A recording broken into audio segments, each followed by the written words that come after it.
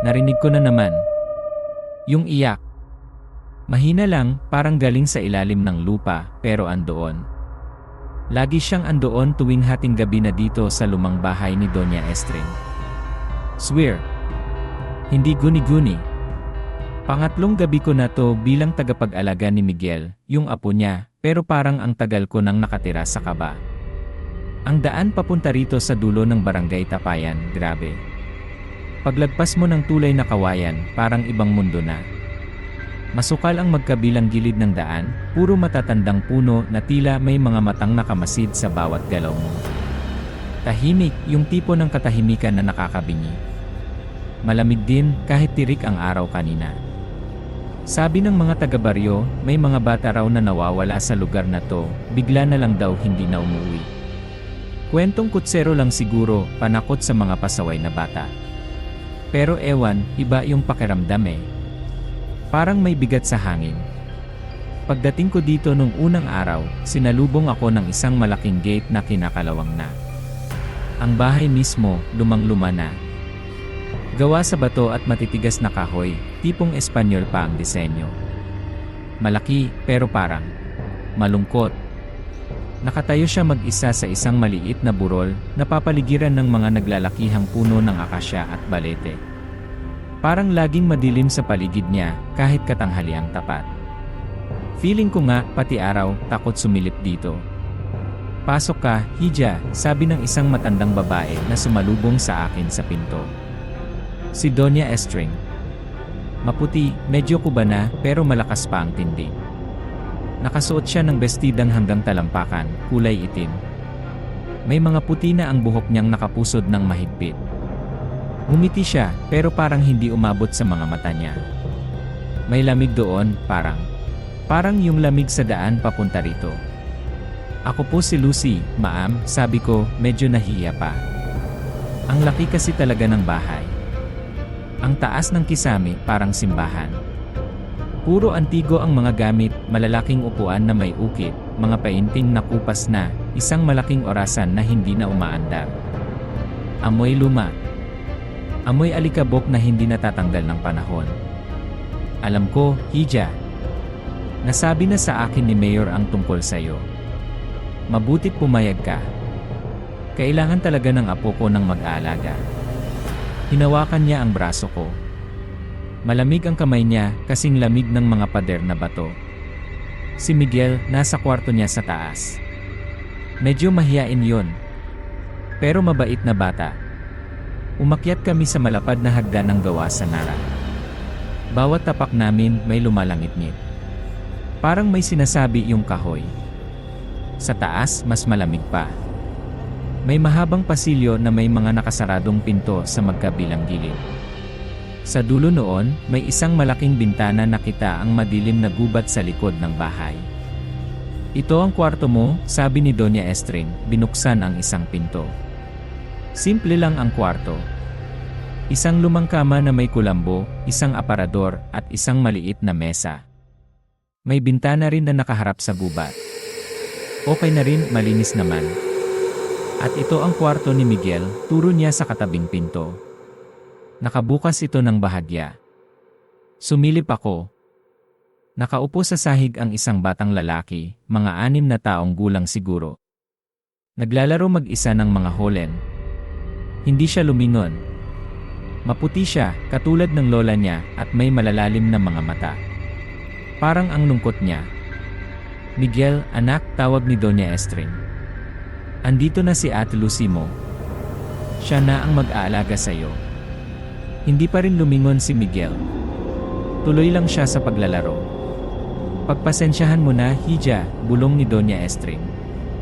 Ganyan lang talaga siya simula nang mawala ang mga magulang niya. Hindi na siya nagpaliwanag pa. Parang may kirot sa boses niya, pero saglit lang. Bumalik agad yung lamig. Sa unang gabi ko, doon nagsimula ang lahat. Pagkatapos kong maghapunan kasama si Doña Estring, tahimik lang kami kumain, paminsan-minsan niya lang akong tinitignan, parang sinusuri, umakyat na ako sa kwarto ko. Si Miguel, maaga pa lang, nasa kwarto na niya. Hindi ko na nga siya halos nakausap. Mga bandang 10:00 siguro, narinig ko yung unang iyak. Mahina lang, parang pusa. Pero hindi eh. Tunog bata. Galing sa baba? Impossible. Nasa second floor kami. Pinakinggan kong mabuti. Andoon nga. Parang umiiyak na bata, pero muffled. Tila galing sa ilalim ng sahig ko.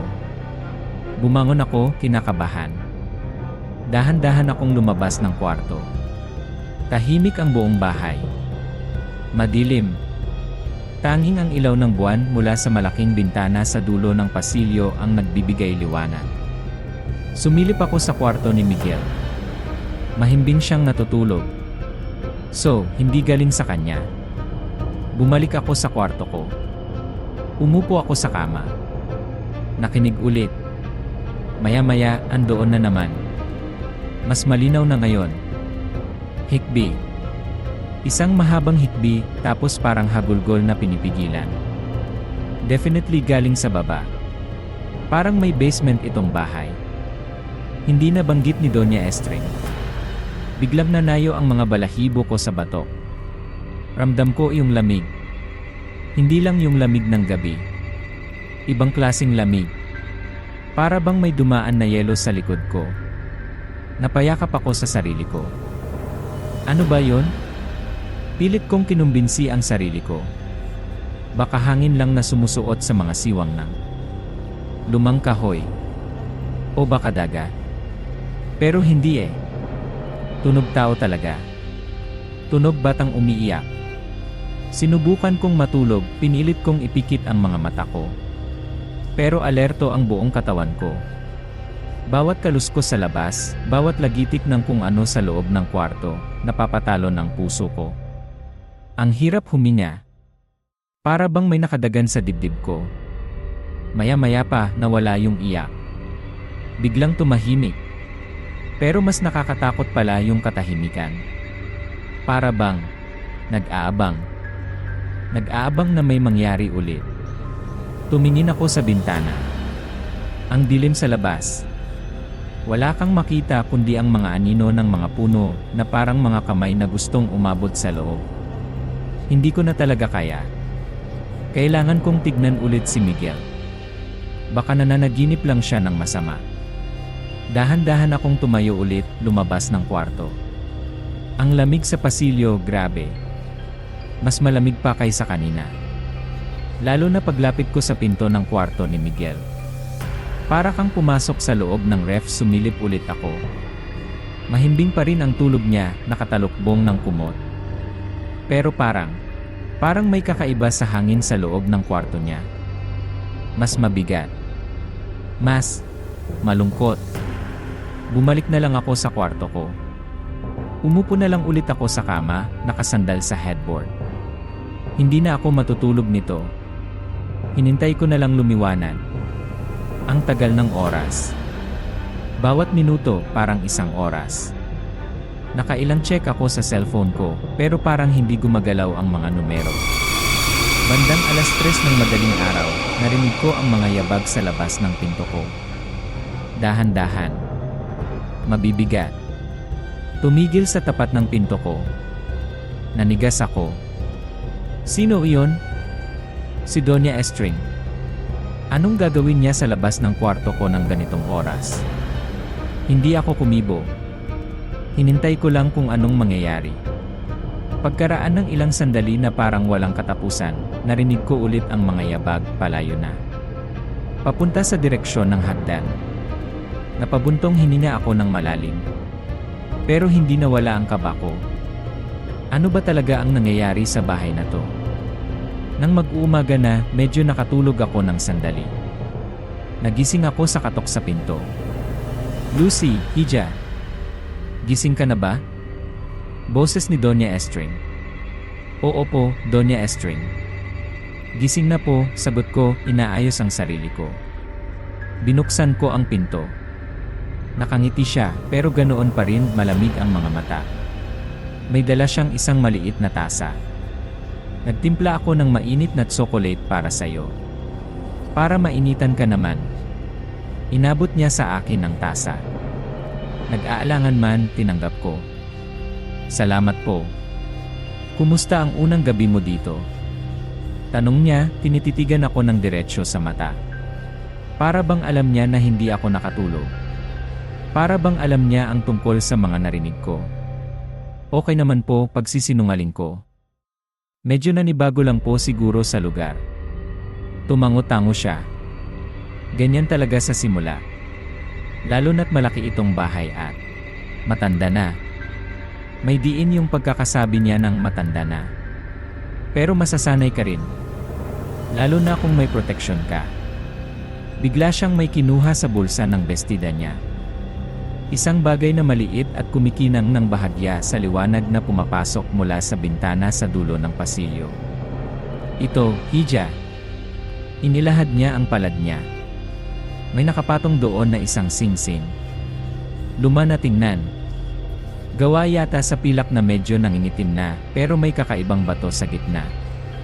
Hindi ko masabi kung anong klaseng bato, parang madilim na berde o itim, at may ukit ito na hindi ko maintindihan. Parang mga sinaunang simbolo. Ano po ito? Tanong ko. Sing-sing.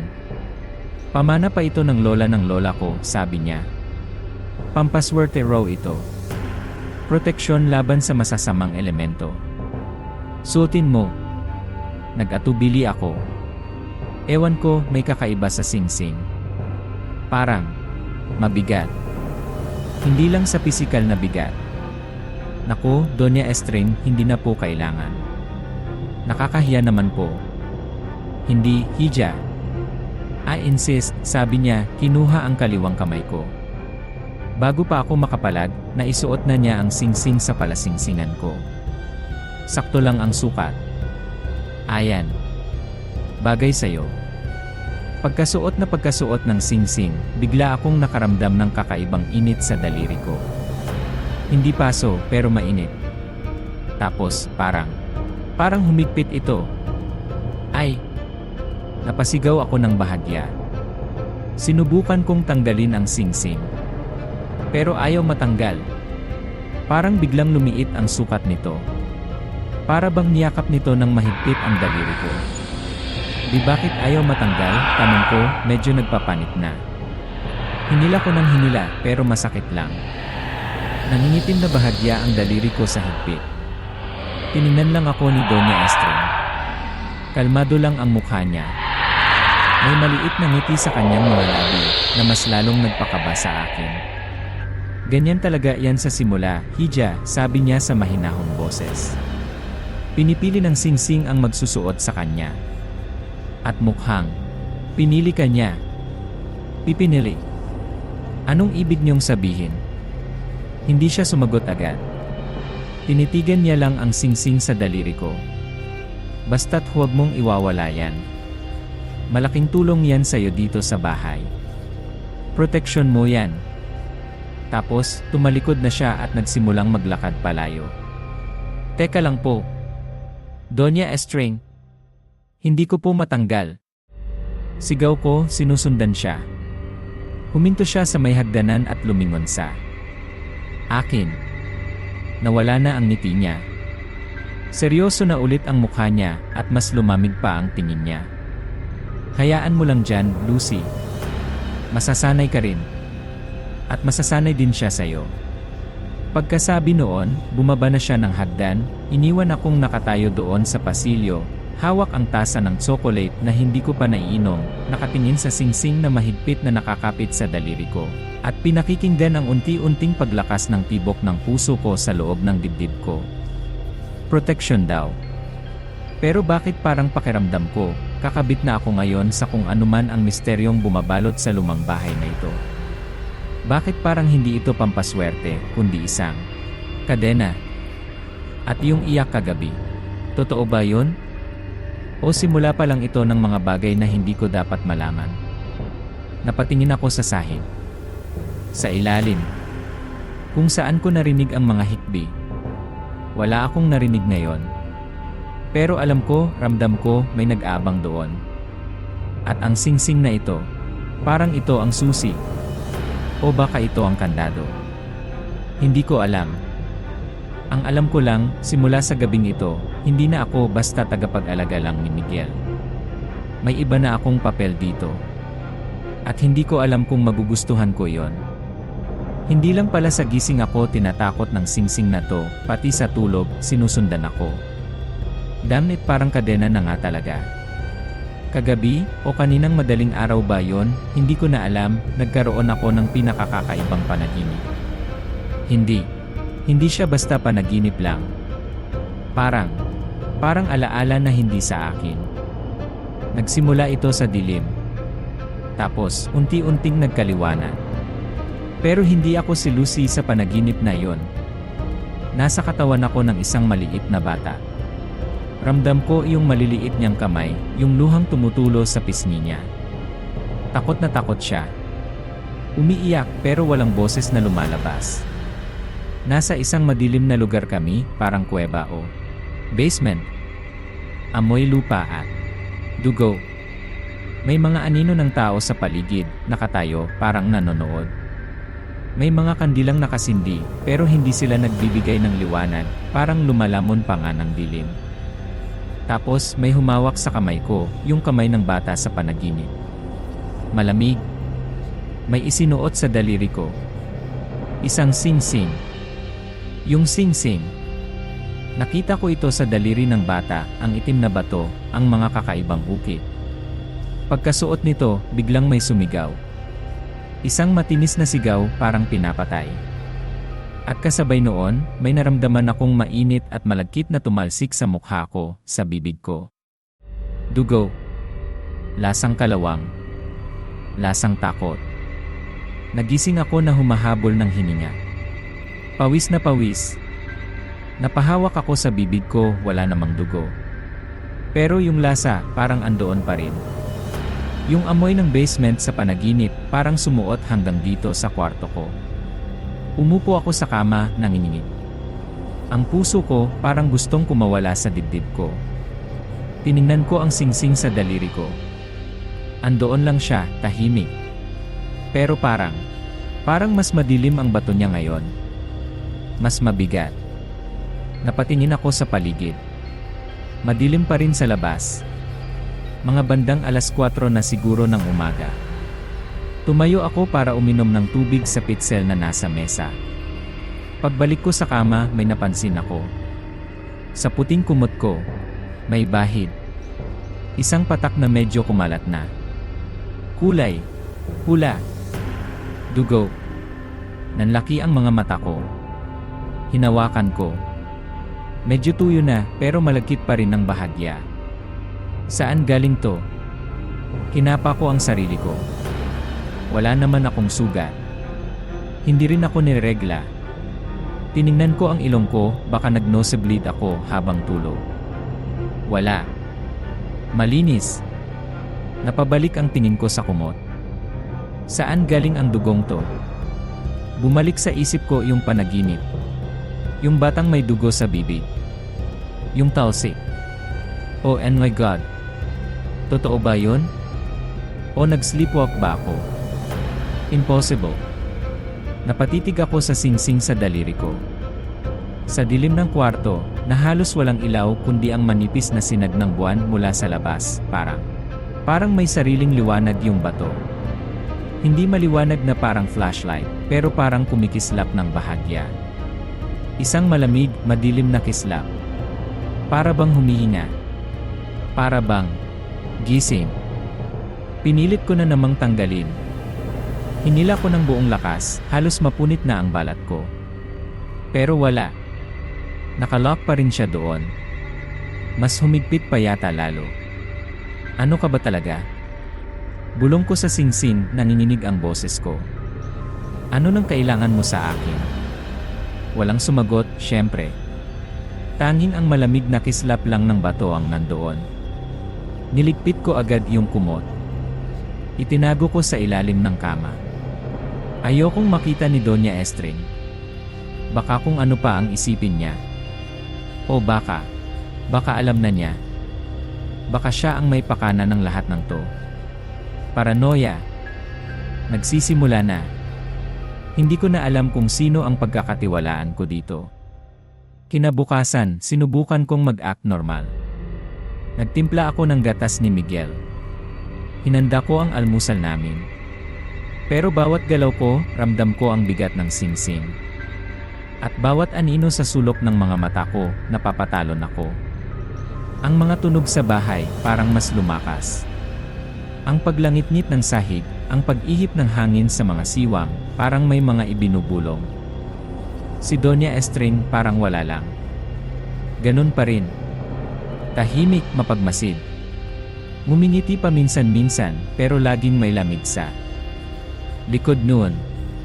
Tinatanong niya kung okay lang ako, kung nakatulog ako ng maayos. Tumango lang ako at bumiti ng pilit. Liar. Pero ang pinaka nakakakilabot, si Miguel.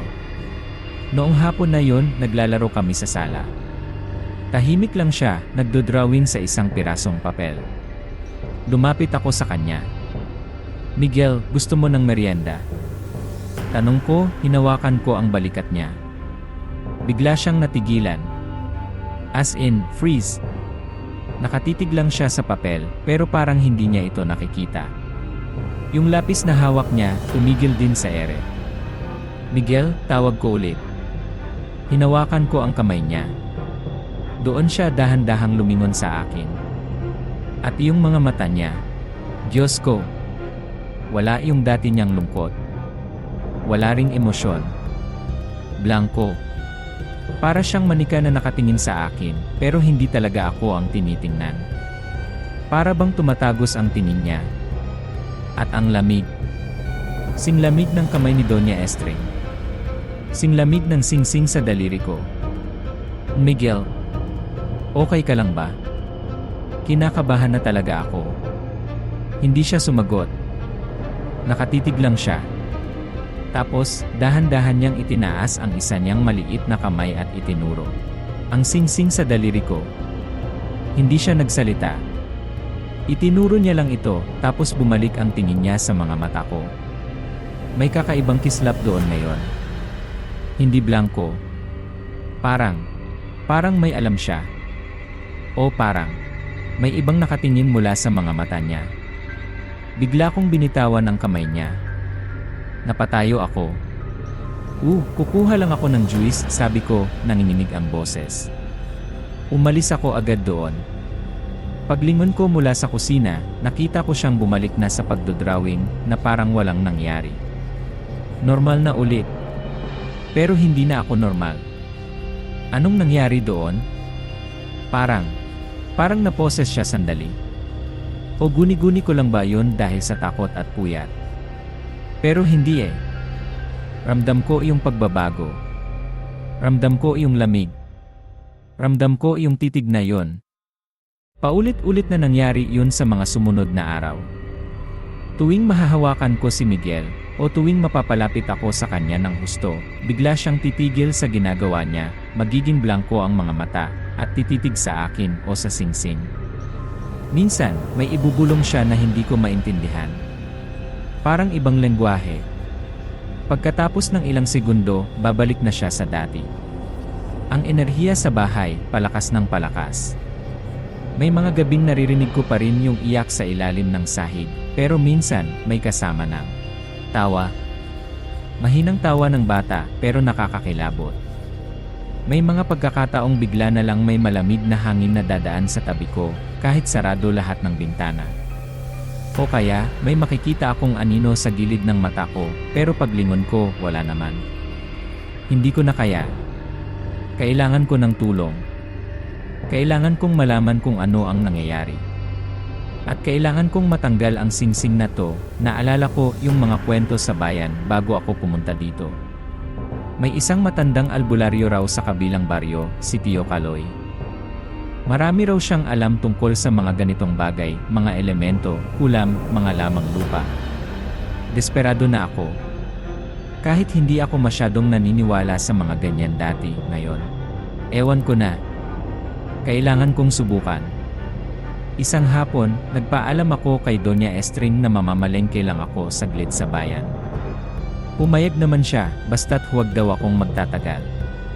Hindi ko sinama si Miguel. Ayoko nang maulit yung titig niya. Naglakad ako ng mabilis palabas ng barangay, papunta sa kabilang baryo kung saan nakatira si Tio Kaloy. Medyo malayo rin pero tiniis ko. Ang mahalaga, makausap ko siya.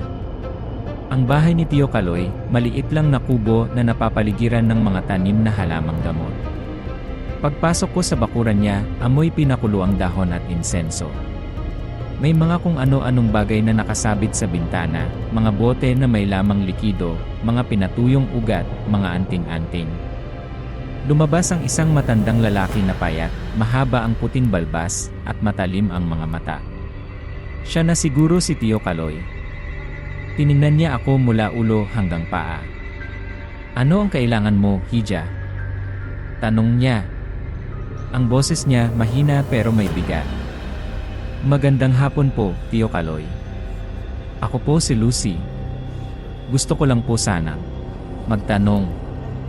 Nauutal ako. Hindi ko alam kung paano sisimulan." "Tungkol saan?" Tanong niya, hindi inaalis ang tingin sa akin. "Tungkol po dito." Itinaas ko ang kamay ko at ipinakita ang singsing. Pagkakita ni Tio Kaloy sa singsing, biglang nagbago ang ekspresyon niya. Nawala ang pagiging kalmado niya. Napakunot ang noo niya at parang may nakita siyang multo. Lumapit siya ng bahagya, tinitigan ng mabuti ang singsing sa daliri ko. Hindi niya ito hinawakan. "Saan mo nakuha yan?" Tanong niya, maseryoso na ngayon ang boses. May bahid ng takot. "Bigay po ng amo ko, si Doña Estring." Umiling-iling si Tio Kaloy. Napatitig siya sa malayo, parang may inaalala. "Doña Estring, matagal nang usap-usapan ang pamilyang yan. Bakit po? Ano po ba itong singsing na to? Ayaw po kasing matanggal.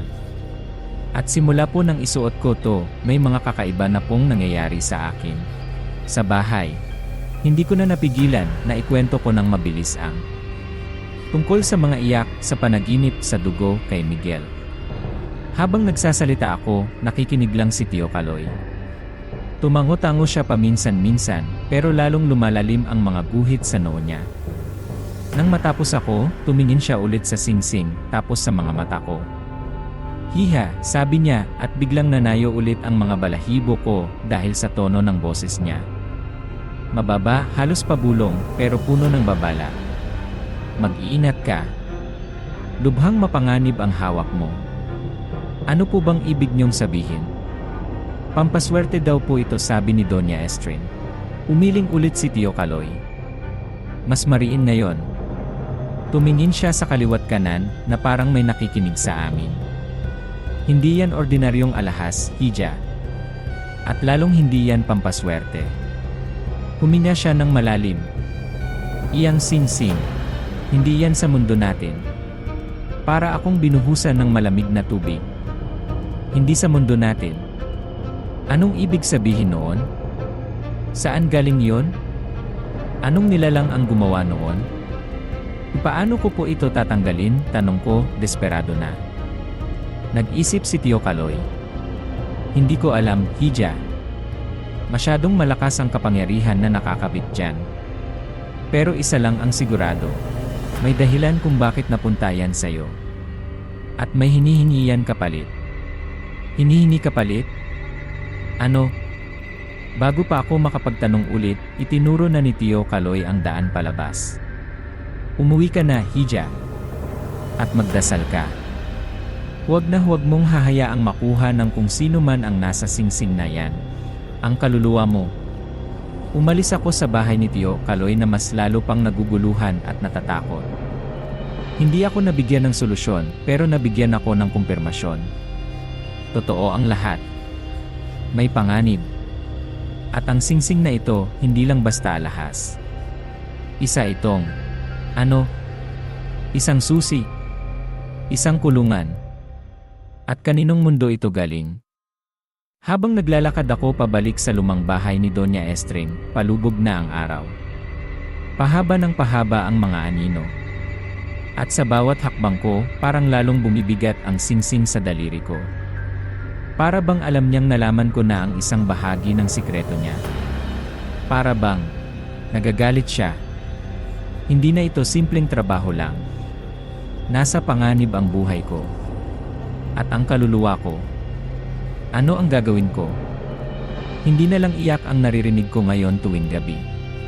May kasama ng kalampag. Mahina lang pero paulit-ulit. Dugdog. Dugdog. Parang may kumakatok mula sa ilalim ng sahig. Minsan, parang may kinakaladkad. At ngayong gabi, ibang klase. May bagyo. Malakas ang hangin, humahampas sa mga bintana. Umaatungal sa labas, parang nagagalit na higante. Ang mga sanga ng mga lumang puno, kumakaskas sa bubong. Kulog at kidlat, sunod-sunod. Akala mo katapusan na ng mundo. Pero mas malakas pa rin ang nararamdaman kong tawag mula sa baba. Parang may humihila sa akin pababa. Parang may naghihintay. Yung singsing sa daliri ko, parang mas malamig ngayon, kahit na dapat mainit dahil sa kaba ko. O baka naman nanginginig lang talaga ako. Nakatulog na si Miguel kanina pa. Pero bago siya matulog, tinitigan niya ako ng matagal. Yung titig na naman niyang blanko. Tapos bigla siyang ngumiti. Isang ngiting hindi bagay sa isang bata. Malamig. Kinilabutan ako. Ano ba talagang nangyayari sa batang to? At sa bahay na to? At sa singsing na to? Mga tanong na paulit-ulit sa isip ko pero walang sagot. Tanging ang babala lang ni Tio Kaloy ang tumatatak, hindi yan sa mundo natin. Mga bandang hating gabi na siguro. Kasagsagan ng bagyo. Narinig ko na naman yung kalampag. Mas malakas ngayon. Bang! Bang! Bang! Galing talaga sa ilalim. Hindi sa kwarto ko, pero malapit. Sa may hagdanan, hindi ko na napigilan ang sarili ko. Kailangan kong malaman. Dahan-dahan akong lumabas ng kwarto, dala ang cellphone ko para sa flashlight. Ang dilim sa pasilyo. Tanging ang liwanag ng kidlat na sumisilip sa malaking bintana ang nagbibigay ng panandaliang ilaw. Ang lamig. Masangsang na lamig. Pagdating ko sa tapat ng hagdanan, doon ko narinig ng mas malinaw. Ang kalampag galing sa ilalim ng hagdan. May pinto ba doon? Sa pagkakaalala ko, pader lang ang nandoon. Pero sa liwanag ng kidlat, may naaninag akong parang outline.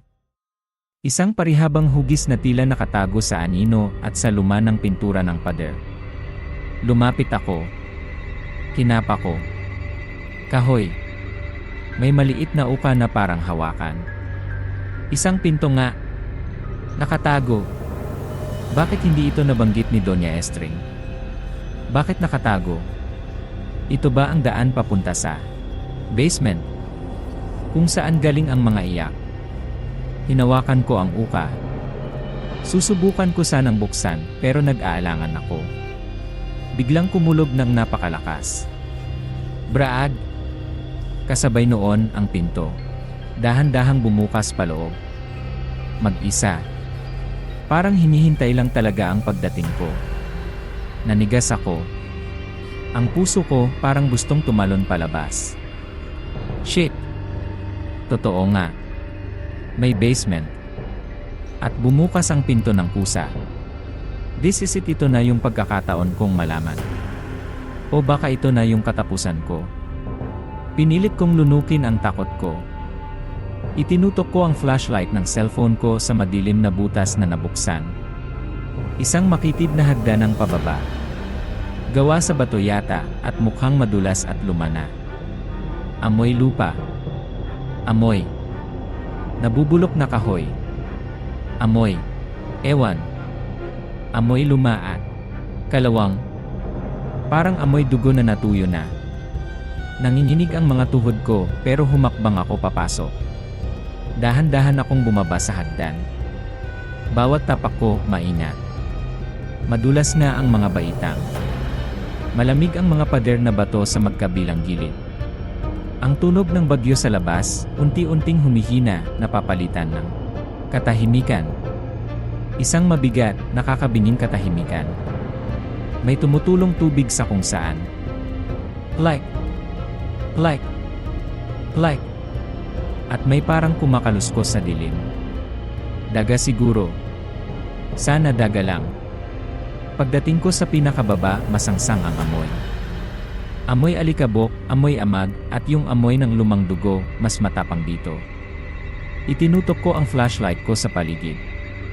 Hindi masyadong malaki ang basement. Mababa ang kisami, gawa sa mga lumang troso na parang anumang oras ay bibigay na. Puro agyo sa mga sulok. May mga lumang aparador at bowl na natatabunan na ng alikabok at sapot. Mga gamit na tinapon at kinalimutan na. Pero hindi yun ang nakakuha ng atensyon ko. Sa gitna ng basement, o medyo sa bandang dulo, may isang bagay na hindi dapat nandoon. Isang altar. Hindi siya altar na pangsimbahan. Ibang klase. Gawa ito sa magaspang na bato, parang hinugis lang. Mababa lang, parang isang malaking lamesa na bato. At ang ibabaw nito, napuno ng tuyong dugo. Mga itim na mansa na kumapit na sa bato. Makapal. Parang ilang beses ng pinatungan. May mga natuyong dahon at mga kakaibang bagay na nakakalat din, mga buto ng hayop. O tao. Hindi ko masabi.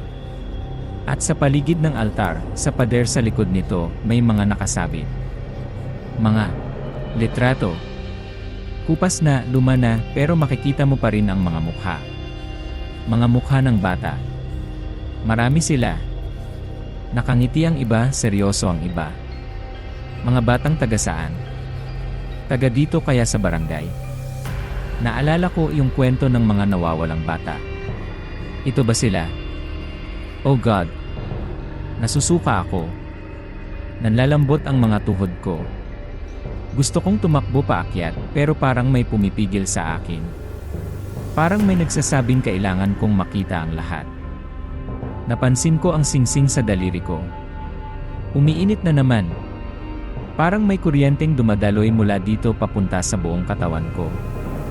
At yung kislap ng bato, mas matingkad ngayon dito sa dilim ng basement. Parang konektado siya dito. Sa lugar na to, sa ibabaw ng altar, sa gitna ng mga tuyong dugo, may isang bagay pa. Isang malaking libro. Itim ang takip nito, gawa sa balat na hindi ko alam kung anong hayop. Walang pamagat. Pero may nakaupit na simbolo sa gitna. Isang kakaibang simbolo na paikot-ikot. Teka. Simbolo na parang yung upit sa bato ng singsing ko. Pagkahawig sila, nanginginig ang kamay ko nang abutin ko ang libro. Mabigat ito. Pagbukas ko, lumabas ang masangsang na amoy ng lumang papel at something else. Hindi ko ma-describe. Nakakatakot na amoy. Ang mga nakasulat sa loob, hindi ordinaryong letra. Parang sinaunang Tagalog na may halong Latin at mga simbolong katulad ng nasa takip at nasa singsing ko. Mahirap basahin. Ang tinta, parang hindi itim. Parang kulay. Kalawang. Dugo ba to? Pinilit kong basahin ang ilang bahagi na medyo naiintindihan ko. Tinututok ko ang flashlight ko. Paulit-ulit ang mga salitang dugo, linis, kasamaan, buwan. May mga drawing din, mga drawing ng buwan sa iba't ibang face. Mga drawing ng mga tao na nakapalibot sa isang altar. Katulad ng altar na to, may drawing ng isang bata sa gitna. At may drawing ng isang nilalang. Hindi ko mawari kung ano. Maitim, may mga sungay, parang anino. Tapos may isang pahina na mas malinaw ang sulat. Tila paliwanag sa isang ritual. Isang ritual na ginaganap daw tuwing sasapit ang buwan ng Abril. Sa ilalim ng itim na buwan. Ang sabi, kailangan daw ng iisang batang pinanganak sa ilalim ng nasabing buwan. Upang hugasan ang kasamaan sa dugo ng angkan. Isang pag-aalay. Para saan? Para kanino? Anong kasamaan sa dugo? Kaninong angkan? Ang mga estring. Pagtatanggal ng kasamaan sa dugo. Naalala ko ang panaginip ko. Yung bata. Yung dugo sa bibig niya. Yung mga anino sa paligid. Ritual yon. At dito yun ginanap. Sa basement na to. Ang mga batang nasa litrato. Sila ba yung mga inalay? Kaya ba sila nawawala? Napaurong ako. Nanginginig na ang buong katawan ko. Hindi dahil sa lamig, kundi dahil sa kilabot. Sa pagkatuklas. Sa realization na ang tinatapakan kong lugar ay isang lugar ng kamatayan, ng sakripisyo. At ang amo ko, si Doña Estring. Ang pamilya niya, sila ang gumagawa nito. Tiningnan ko ulit ang libro. May nabasa pa akong isang linya bago ko ito mabitawan sa sobrang panginginig. Ang singsing ang susi, ang bantay, ang tatawag sa napili. Napili. Ako ba yun? Ako ba ang tinatawag na napili ng singsing? Para saan? Para maging tagapag-alaga ng susunod na alay? Si Miguel ba yun? Pinanganak ba siya sa buwan ng itim na buwan? Hindi ko na kaya. Kailangan ko nang umalis dito. Tumalikod na ako para tumakbo paakyat ng biglang. Tita! Isang sigaw mula sa taas. Boses ni Miguel. Pero hindi boses ng batang natatakot. Malinaw. Malakas. At may otoridad. Tita, huwag mo silang galitin. Nanigas ako sa kinatatayuan ko. Ang dugo ko parang naging yelo. Paano niya nalaman na nandito ako? Sinong sila ang tinutukoy niya? Yung mga espiritu ng mga batang inalay dito. O yung nilalang na nasa drawing sa libro. Napatingin ako sa paligid ng basement. Sa mga anino sa sulok. Pakiramdam ko, hindi na ako nag-iisa dito. May mga matang nakatingin sa akin mula sa dilim. Mga matang malamig. Mga matang galit. Yung kalampag kanina, hindi yun katok. Yung pagbukas ng pinto, hindi yun aksidente. Yung tawag na nararamdaman ko, hindi lang galing sa kuryosidad ko. May nagpapapunta sa akin dito. At ngayon, alam na nila na alam ko na. Nanginginig, napatakbo ako paakyat ng hagdan. Hindi ko na alintana kung madulas o hindi. Kailangan kong makaalis dito. Pagdating ko sa taas, isinara ko ng malakas ang nakatabong pinto. Humihingal ako, nakasandal sa pader. Ang puso ko nagwawala. Tumingin ako sa direksyon ng kwarto ni Miguel. Tahimik na ulit. Pero alam ko, hindi siya natutulog lang. Alam niyang nandito ako sa labas. Alam niyang nanggaling ako sa basement. Ang ritual. Ang mga bata. Ang dugo. Ang sing-sing. Ang itim na buwan. Si Miguel. Si Doña Estring. Lahat konektado. At ako. Nasa gitna ako ng lahat ng ito. Nakatali sa pamamagitan ng sing-sing na ayaw umalis sa daliri ko. Ano ang gagawin ko? Abril na ba? Malapit na ba ang itim na buwan? Kailangan kong iligtas si Miguel. O kailangan kong iligtas ang sarili ko. Ang kilabot na naramdaman ko sa basement, hindi nawala. Sumama siya sa akin paakyat. At alam ko, simula ngayon, hindi na lang sa ilalim ng bahay may nag-aabang. Nandito na sila sa paligid ko. At galit sila. Nawalan ng kuryente. Bigla lang. Isang malakas na kidlat ang gumuhit sa kalangitan, sinundan ng dagundong ng kulog na yumanig sa buong bahay, tapos click! Dilim, ang tanging liwanag na lang ay ang paminsan-minsang pagguhit ng kidlat sa labas at ang flashlight ng cellphone ko. Ang bagyo hindi pa rin tumitila. Parang mas lalo pang lumalakas. Perfect setting para sa mga kababalaghan, di ba? As if hindi pa sapat yung mga nararanasan ko. Pagkatapos kong manginig na makaakyat mula sa basement kagabi, hindi na ako nakatulog. Bawat anino, bawat tunog, pinaghihinalaan ko. Yung sigaw ni Miguel, "Tita, huwag mo silang galitin." Paulit-ulit na tumatakbo sa isip ko. Alam niya. Alam niyang bumaba ako. At alam niyang may nakita ako. Ang tanong, paano? At sino sila? Nakatulala lang ako sa bintana ng kwarto ko, pinagmamasdan ang pagbagsak ng ulan, nang may kumatok sa pinto. Mahina lang, pero sa sobrang tahimik, maliban sa bagyo, ang lakas ng dating. Lucy! Hija! Boses ni Doña Estring. Napapitlag ako. Anong kailangan niya? Ganitong oras. At walang kuryente. Kinakabahan man, binuksan ko ang pinto. Nakatayo siya doon, may hawak na isang kandilang nakasindi. Ang liwanag nito'y nagpapasumayaw sa mga anino sa mukha niya. Mukha siyang pagod. Oh, takot.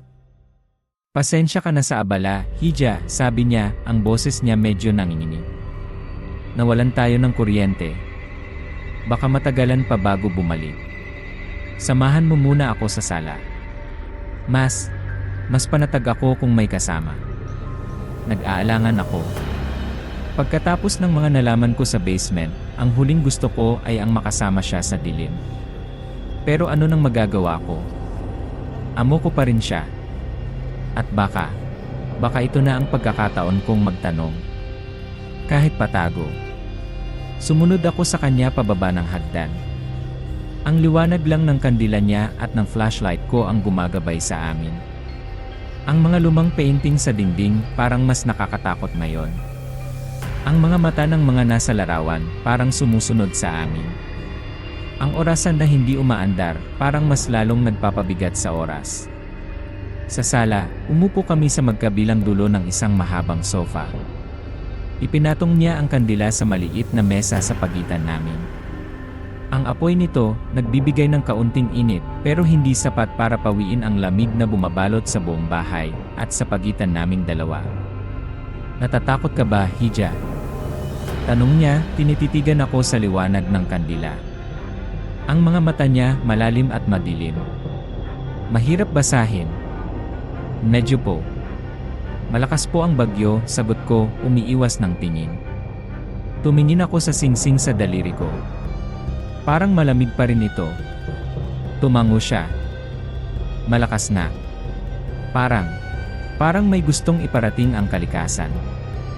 Huminga siya ng malalim. Lucy, alam kong marami kang napapansin dito sa bahay.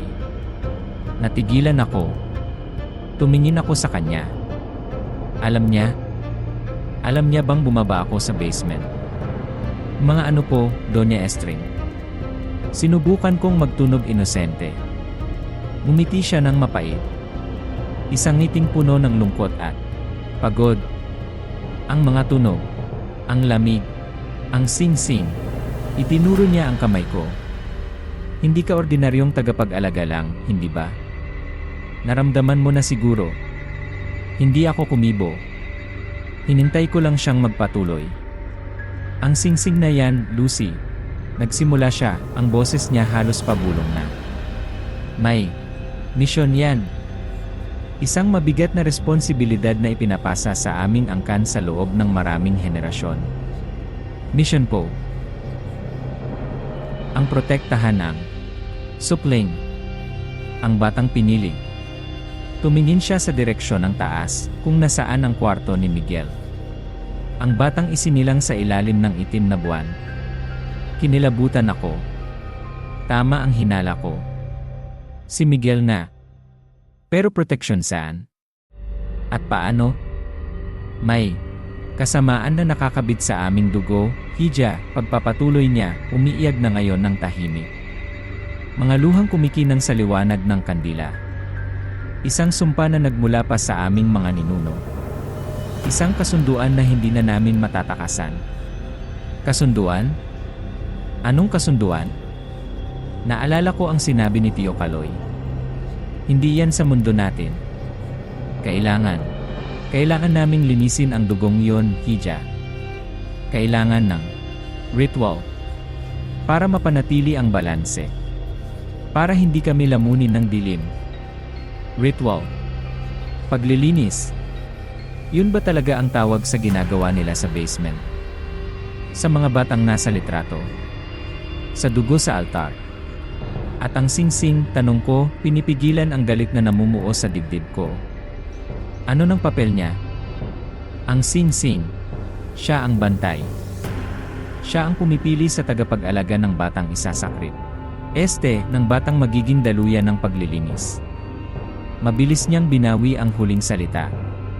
Pero narinig ko. Isasakripisyo. Ikaw ang pinili niya, Lucy. Ikaw ang magiging gabay at proteksyon ni Miguel. Proteksyon. O tagapaghatid sa kamatayan. Pero bakit kailangan ng bata, Doña Estring? Hindi ko na napigilan ang sarili ko. Bakit kailangan ng pag-aalay? Natigilan siya. Tumingin siya sa akin ng matalim. Nawala ang lungkot sa mga mata niya, napalitan ng babala. May mga bagay na hindi mo na kailangang malaman, Hija. Ang mahalaga, gampanan mo ang tungkulin mo. Alagaan mo si Miguel. Huwag mong hahayaang may mangyaring masama sa kanya hanggang sa takdang panahon. Hanggang sa takdang panahon ng ritual. Hanggang sa itim na buwan. Hindi ako makapaniwala sa naririnig ko.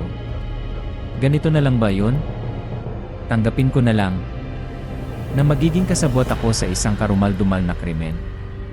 Hindi po ako papayag, sabi ko, matigas ang boses ko. Tumayo ako. Hindi ko hahayaang gamitin niyo si Miguel sa kung anumang madilim na ritual niyo. Tumayo rin si Doña Estring. Ang kaninang anyo niyang kaawa-awa nawala na. Napalitan ng isang malamig, mapanganib na aura. Wala kang pagpipilian, Lucy, sabi niya, ang boses niya puno ng otoridad na hindi ko pa narinig sa kanya dati. Nakatali ka na sa singsing. Nakatali ka na sa amin. Sa ayaw at sa gusto mo, gagawin mo ang sinasabi ko. Sino po ba talaga kayo? Tanong ko, nanginginig sa galit at takot. Hindi siya sumagot agad. Tumingin siya sa isang lumang litrato na nakasabit sa dingding na ngayon ko lang napansin sa liwanag ng kandila. Isang litrato ng isang batang lalaki, mga kasing edad siguro ni Miguel noon, nakatayo sa tabi ng isang lalaking nakangiti ng pormal. Ang lalaki, kamukha ni Teka. Si Wilson, bulong ni Doña Estring, parang may pait sa boses. Ang anak-anakan ko. Wilson. Hindi niya nabanggit na may iba pa siyang kasama sa bahay maliban kay Miguel. Hindi ko siya tunay na anak, pagpapatuloy niya, nakatingin pa rin sa litrato. Inampun ko siya noong sanggol pa lamang siya, pagkatapos ng huling ritual bago si Miguel. Bigla siyang napahinto, na-realize siguro ang sinabi niya. Pero hindi siya. Hindi siya katulad namin. May sarili siyang ambisyon. Biglang may nag-flash sa isip ko. Hindi pa naginip. Isang alaala. Isang imahe. Malinaw. Isang binatang lalaki, marahil si Wilson nga, nasa gubat. Gabi. May hawak siyang itim na manok. Mabilis niyang pinilipit ang leg nito. Tapos, iniwan niya lang ito sa paanan ng isang malaking puno ng balete. May binulong siya na hindi ko narinig. Tapos, umalis na siya, may kakaibang ngiti sa labi. Isang ngatin. Masaya. Kontento. Saan galing yon? Paano ko nakita yon? Dahil ba sa singsing? O dahil sa pagbanggit ni Doña Estring sa pangalan niya? Siya ang may hawak ng kasunduan na yon, Lucy, sabi ni Doña Estring, ang boses niya puno ng takot at resignasyon. Hindi na ako. Si Wilson na. Napatingin ako kay Doña Estring. So, hindi lang pala tungkol sa paglilinis ng dugo.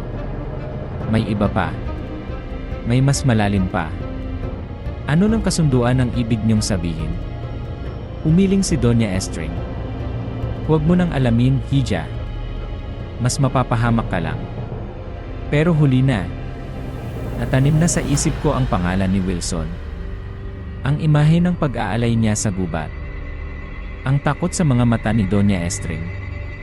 May iba pang nangyayari dito. At mukhang mas malala pa kaysa sa inaakala ko. Kinabukasan, hindi na bumalik ang kuryente. Madilim pa rin ang buong bahay. Si Doña Estring hindi halos lumalabas ng kwarto niya. Si Miguel mas tahimik pa kaysa dati. Parang nag-aabang lang. At ako, nag-iisip, paano ko malalaman ang buong katotohanan?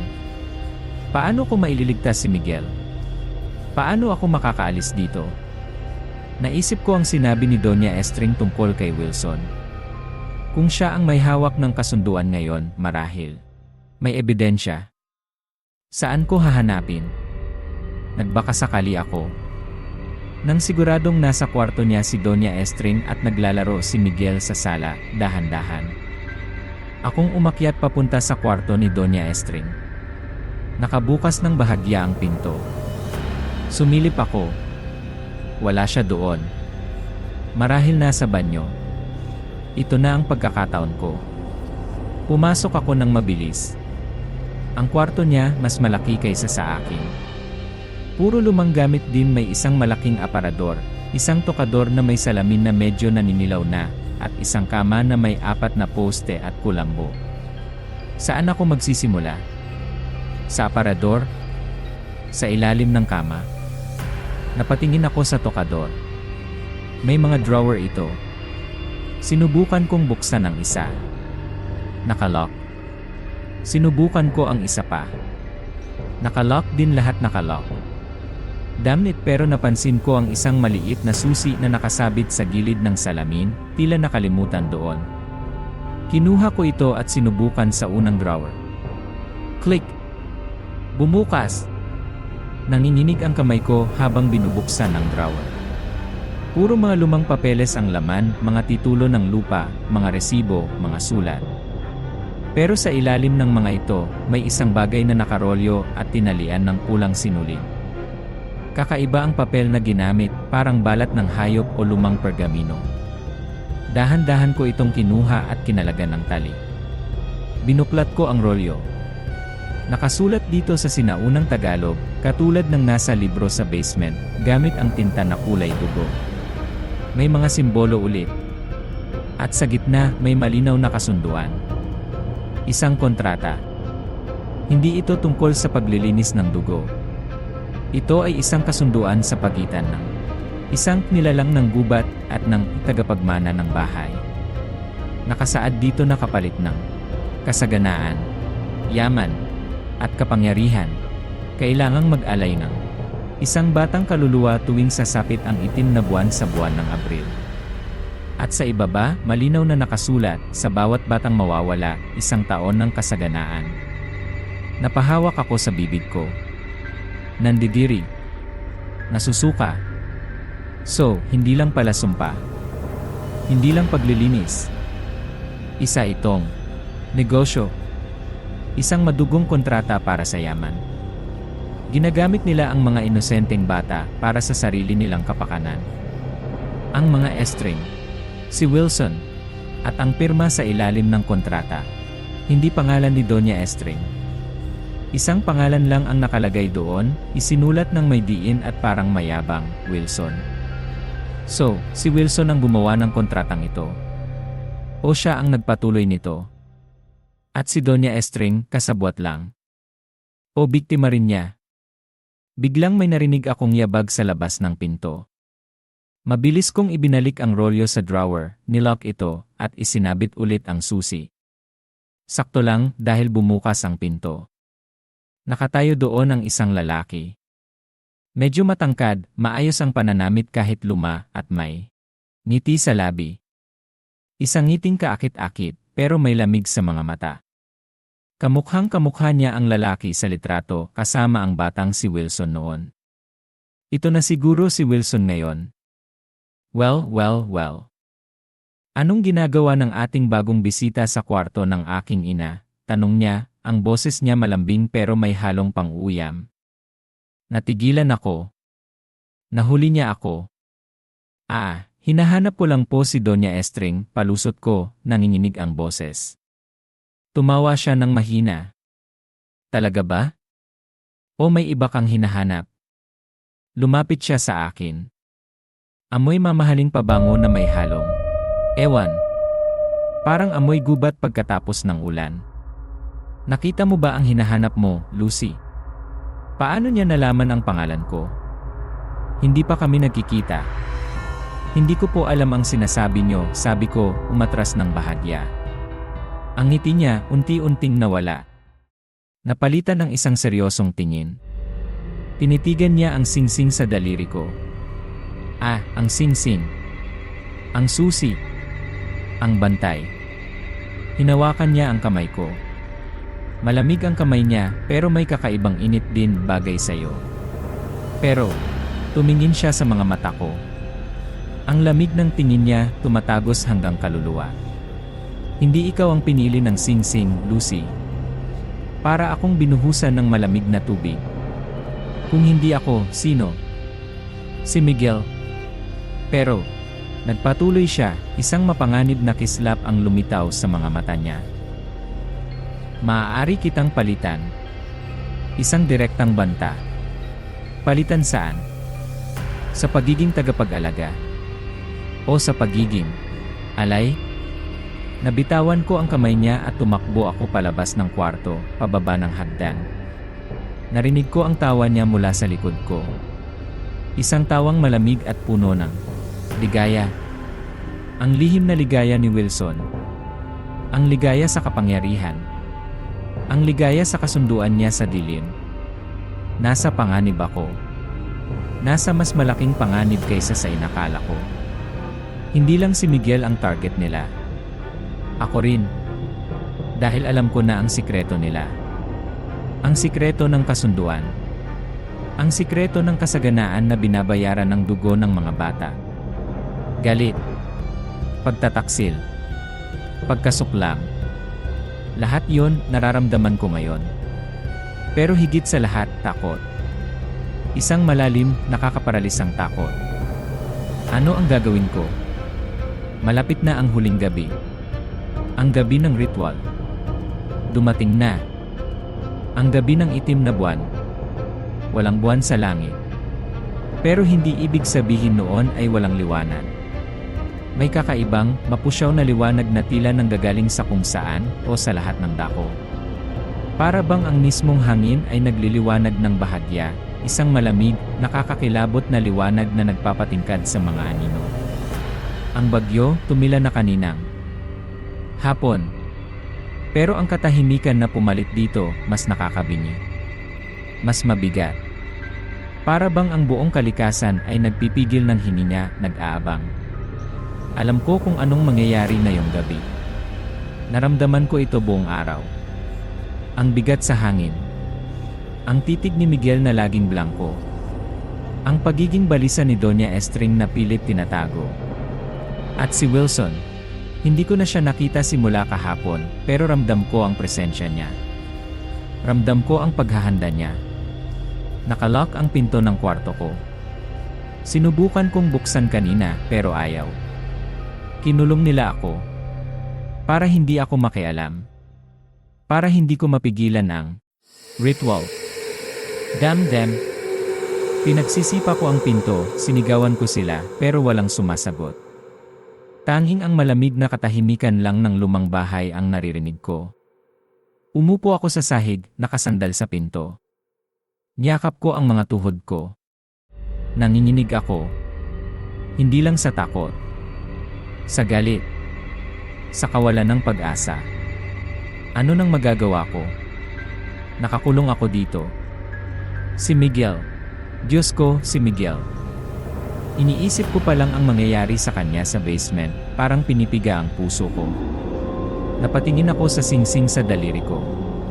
Sa kakaibang liwanag ng gabi, parang mas itim ang bato nito.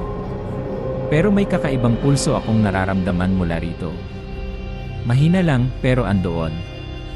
Dugdog. Dugdog. Para bang puso. Hindi sa akin. Sa singsing. Tulungan mo ako, bulong ko sa singsing, desperado na. Kung sino ka man, kung ano ka man, tulungan mo akong iligtas si Miguel. Walang nangyari. Walang magic. Walang boses na sumagot. Pero parang lumakas ng bahagya ang pulso ng singsing. O baka guni-guni ko lang yon? Maya-maya may narinig akong mga yabag sa labas. Papalapit. Hindi si Doña Estring. Mas mabigat. Si Wilson. Huminto siya sa tapat ng pinto ko. Oras na, Lucy, sabi niya mula sa labas. Ang boses niya kalmado pero puno ng kasabikan. Sayang at hindi mo mapapanood ang paglilinis. Pero huwag kang mag-alala. Pagkatapos nito, ikaw naman ang asikasuhin ko. May pahiwatig ng panganib sa huling sinabi niya. Pagkatapos, narinig ko na ang mga yabag niyang palayo, pababa ng hagdan. Kasunod noon, narinig ko ang isang mahinang iyak. Iyak ni Miguel. Kinukuha na nila siya. Hindi pwede. Kailangan kong makalabas dito. Tumayo ako at muling pinagsisipa ang pinto. Sinuntok ko. Wala pa rin. Masyadong matibay ang lumang kahoy. Napaupo ulit ako, umiiyak na sa frustration. Wala na. Huli na ang lahat. Pero bigla, may narinig akong kaluskos. Sa bintana. Napatingin ako doon. Dahan-dahang gumagalaw ang trangka. Mag-isa. Bumukas ito ng bahagya. At mula sa siwang may nakita akong mga mata. Hindi. Parang mga anino. Maliliit na anino na lumulutang sa labas. Tulungan ka namin. Isang bulong. Maraming boses ng bata na nagsasalita ng sabay-sabay, pero mahina lang, parang hangin. Galing ba sa labas? O sa isip ko lang? Napatingin ako sa singsing. Mas malakas na ang pulso nito ngayon. At parang may koneksyon nito sa mga anino sa labas. Ang singsing. Ang susi. Bulong ulit ng mga boses. Buksan mo ang puso mo. Sa amin. Sino sila? Sila ba yung mga batang nasa litrato sa basement? Ang mga dating biktima?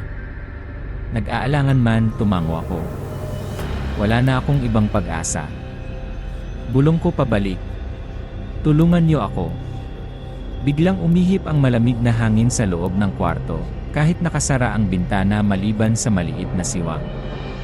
Ang apoy ng kandila na nahanap ko kanina sa drawer, na sinindihan ko para may kaunting liwanag, ay biglang humapay at halos mamatay, pero muling umigting, mas maliwanag pa kaysa dati. At sa liwanag nito, nakita ko sila. Hindi na lang mga anino. Mga anyo. Malabnaw, tila usok, pero anyo ng mga bata. Nakalutang sila sa loob ng kwarto ko. Marami sila. Ang mga mukha nila malabo pero makikita mo ang lungkot. At galit. Sila nga ang mga batang nasa litrato. Ang mga kaluluwang hindi matahimik. Lumapit sila sa akin. Hindi ako natakot. Nakaramdam ako ng awa. At isang kakaibang koneksyon. Ang singsing sa daliri ko uminit ng husto. Hindi na malamig. Mainit na parang baga. Ang kontrata.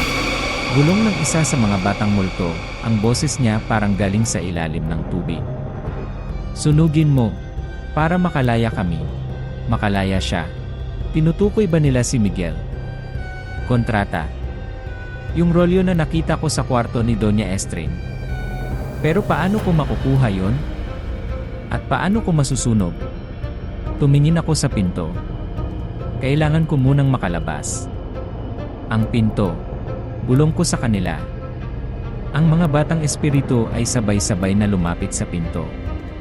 Hindi nila ito hinawakan, pero parang may enerhiyang dumaloy mula sa kanila papunta sa kahoy.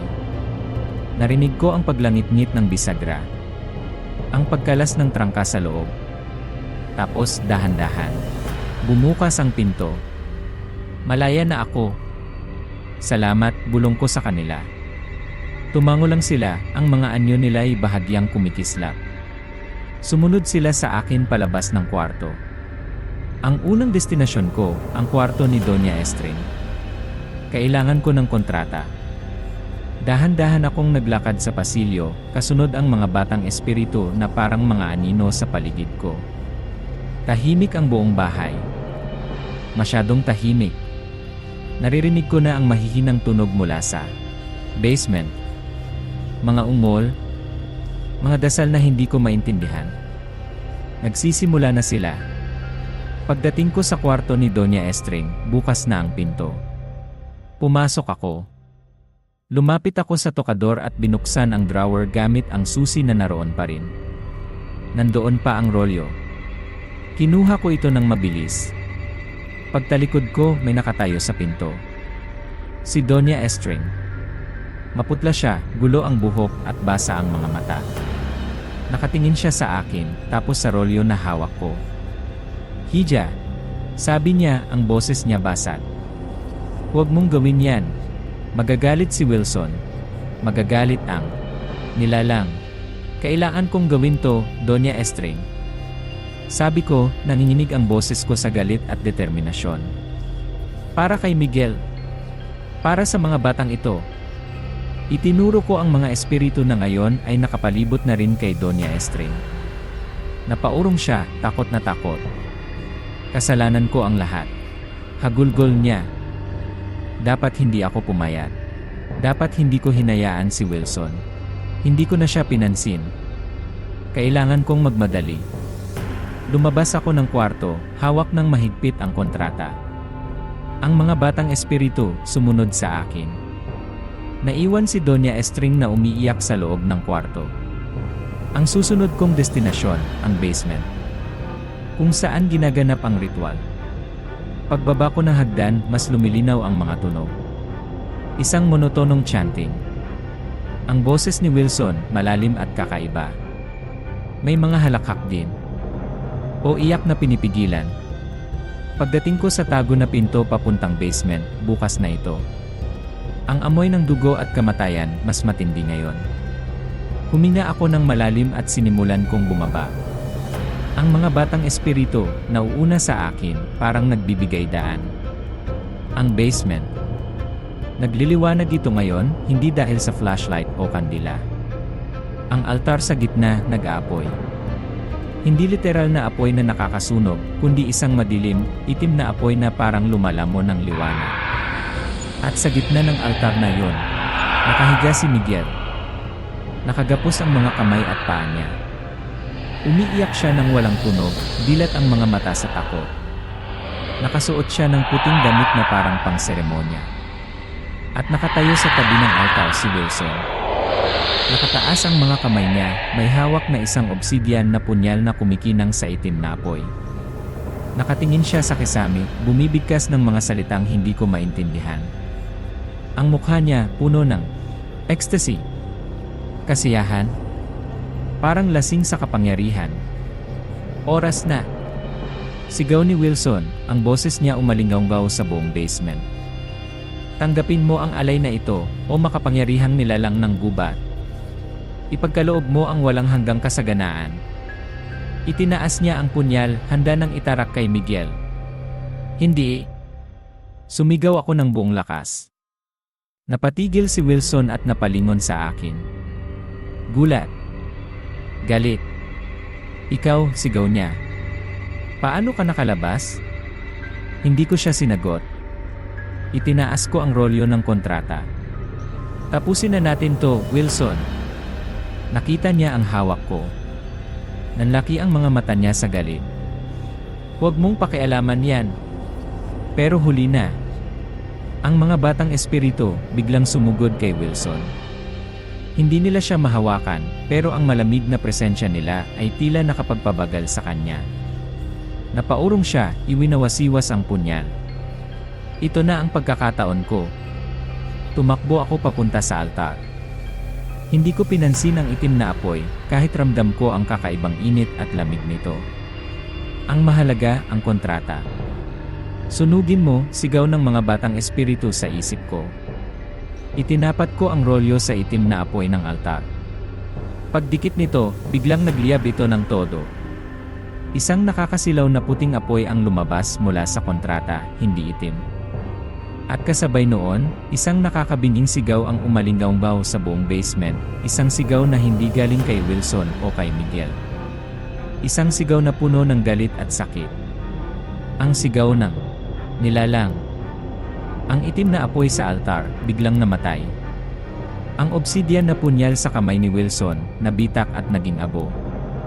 Ang liwanag sa basement, nawala. Tanging ang nagliliyab na kontrata na lang sa kamay ko ang nagbibigay liwanag.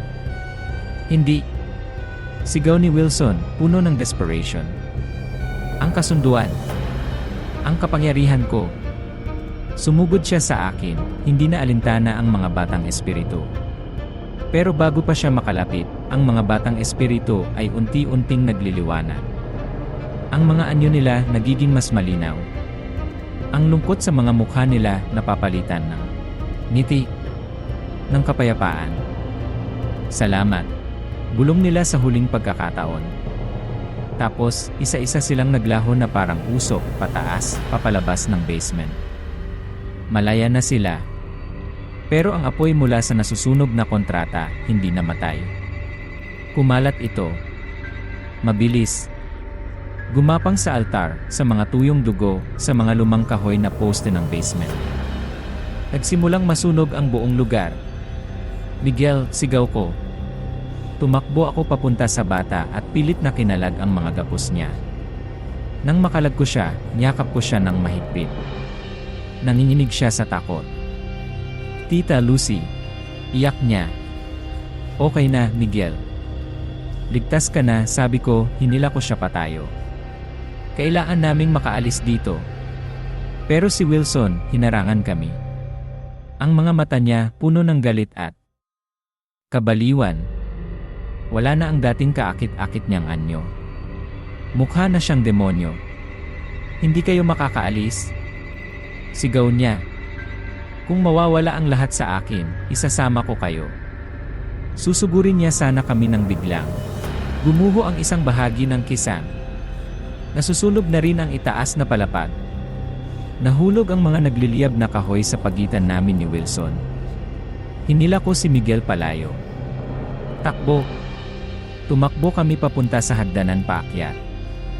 Ang usok makapal na. Mahirap nang huminga. Ang init nakakapaso. Narinig ko ang sigaw ni Wilson mula sa likod namin, isang sigaw ng galit at sakit habang nilalamon siya ng apoy. Paakyat kami ng hagdan, ang buong bahay ay niyayanig na ng apoy. Naririnig ko ang pagbagsak ng mga bahagi nito. Kailangan naming makalabas. Pagdating namin sa unang palapag, apoy na rin ang sumasalubong sa amin. Hinanap ko ang pinakamalapit na daan palabas, ang malaking pinto sa sala. Habang tumatakbo kami, nadapa ako.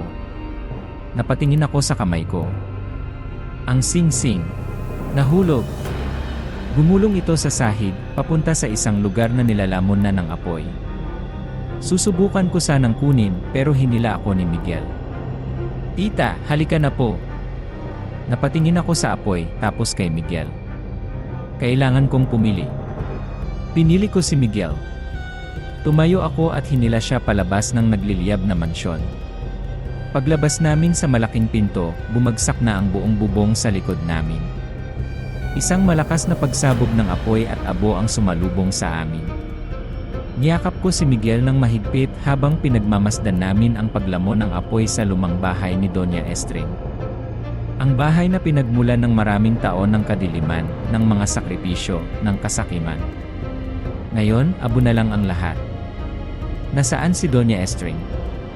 Nakalabas kaya siya? Hindi ko alam. Hindi ko na siya nakita. Tumingin ako sa kamay ko. Wala na ang sing-sing. Naiwan ito sa abo. Malaya na ba ako? O bahagi pa rin ako ng kwentong ito? Hawak ko si Miguel sa mga bisig ko. Ligtas siya. Malaya na rin siya sa sumpang dapat sana'y kapalaran niya. Iyon ang mahalaga. Tumalikod kami sa nagliliyab na impyerno at nagsimulang maglakad palayo, papalayo sa barangay Tapayan, papalayo sa mga alaala ng dugo at apoy. Hindi ko alam kung saan kami pupunta. Ang alam ko lang, magkasama kami. At sa wakas, nakalaya kami. Pero ang tanong, tapos na nga ba talaga ang lahat? Ang sing-sing naiwan sa abo. Pero ang kapangyarihan nito, ang mga alaala, ang koneksyon sa kabilang mundo. Nanatili pa rin ba? 5 taon na. 5 taon ng abulang ang natira sa mansyon doon sa dulo ng barangay Tapayan. 5 taon na rin simula nang tumalikod kami ni Miguel sa impyernong iyon, dala lang ang mga damit sa katawan at ang mga alaala na pilit kong ibinabaon sa limot. Pero minsan, lalo na kapag ganitong tahimik ang gabi, parang naamoy ko pa rin ang usok o ang dugo. O naririnig ko ang mga hikbi mula sa ilalim ng lupa. Damn memories. Ayaw magpatalo. Napadpad kami dito sa isang maliit na bayan sa probinsya ng Quezon, malayo sa Tapayan. Malayo sa lahat ng kilala ko, malayo sa lahat ng nakakakilala sa akin. O iyon ang akala ko. Dito, sinubukan kong bumuo ng bagong buhay. Isang tahimik na buhay. May maliit akong lupa na sinasaka, mga gulay, kaunting palay. Si Miguel, 11 taong gulang na ngayon. Nag-aaral ng mabuti. Masayahin na siyang bata kahit paano. Bihira na siyang magising sa gabi dahil sa masamang panaginip. Siguro, unti-unti na ring nabubura sa isip niya ang mga nangyari. Sana nga. Ginawa ko ang lahat para protektahan siya, hindi lang sa pisikal, kundi pati na rin sa mga alaala. Hindi na kami nag-uusap tungkol sa mga estring, sa bahay, o sa gabing iyon. Para bang hindi nangyari. Lies we tell ourselves to survive. Ako? Ito. Tahimik na ang buhay. Magsasaka sa umaga, sa hapon naman, minsan sinusubukan kong magsulat. Mga kwento, tula, kahit ano lang mailabas ko. Pero hindi ko matapos-tapos. Laging may pumipigil. Laging may anino na sumisilip mula sa mga salita. Ang radyo lang ang madalas kong kasama dito sa maliit naming bahay na pawid. Nakikinig sa mga lumang kanta, sa mga balita mula sa malayo. Para kahit papaano, may koneksyon pa rin ako sa mundo sa labas. Pero kahit gaano ko subukang maging normal, alam kong may nagbago sa akin. May naiwan sa akin mula sa gabing yon. Hindi lang ang mga peklat sa braso ko mula sa mga nasusunog na kahoy na nahulog. May peklat din sa loob. At may connection. Minsan, kapag nakatingin ako sa salamin, parang hindi ako ang nakikita ko. O kapag malakas ang ulan, parang naririnig ko ang mga bulong ng mga batang espiritu. Hindi na sila nakakatakot. Parang, paalala lang, na hindi pa tapos ang lahat. Na ang singsing, kahit abo na, ay may iniwan pa ring marka. Isang hapon, habang nag-aayos ako ng mga tanim kong kamatis sa likod bahay, may napansin akong papalapit. Isang bata. Babae. Mga nasa 7 taong gulang siguro. Nakasuot ng simpleng bestida, medyo madungis at walang sapin sa paa. Hindi siya taga dito sa amin. Kilala ko ang halos lahat ng bata sa baryo. Huminto siya sa may bakod na kawayan, nakatingin lang sa akin. Magandang hapon po, sabi niya. Mahina lang ang boses niya, pero malinaw. Magandang hapon din, ining, sagot ko, pinunasan ang pawis sa noo ko. Naliligaw ka ba? Saan ka ba galing? Hindi siya sumagot agad. Tinitigan niya lang ako. At doon ako kinabahan. Ang mga mata niya, pamilyar, malalalim, matalino, at may lungkot. Parang mga mata ni Miguel noong una ko siyang makita. O parang mga mata ng mga batang espiritu bago sila naglaho. Isang malamig na kuryente ang gumapang sa likod ko. Hinahanap po kasi kita, sabi niya sa wakas. Ako? Bakit naman? Napakunot ang noo ko. Paano niya ako nakilala? Lucy ang pangalan ko dito, pero hindi ako nagpapakilala ng gusto. Mas gusto kong mapag-isa. Hindi ulit siya sumagot. May kinuha siya mula sa likuran niya. Isang libro. Luma na. Ang takip gawa sa maitim na balat, katulad ng libro na nakita ko sa basement. Walang pamagat. Pero sa gitna, nandoon ito. Ang simbolo. Ang simbolo na nakaukit sa singsing. Ang simbolo na nasa libro ng ritual. Ang paikot-ikot na marka na nagpatayo ng lahat ng balahibo ko sa katawan. Nanigas ako. Ang hawak kong pandilig na bitawan ko.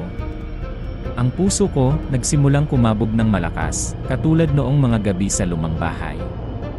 Hindi pwede. Paano? Saan galing ang librong yan? Ano yan, Ineng? Tanong ko, nanginginig ang boses ko. Pinabibigay po sa inyo, sabi ng bata. Inilahad niya ang libro sa akin. Nag-aalangan akong abutin. Parang may lason ang librong yan. Parang may sumpa. Pero kinuha ko pa rin. Mabigat ito, katulad ng naalala ko.